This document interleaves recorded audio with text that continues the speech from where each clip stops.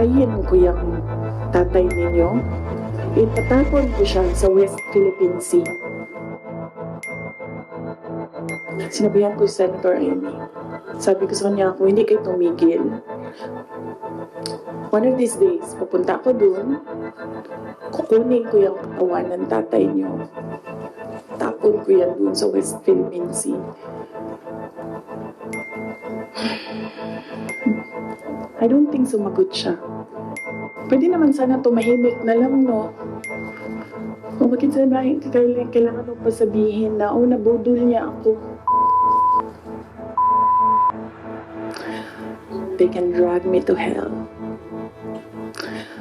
They can drag me to hell.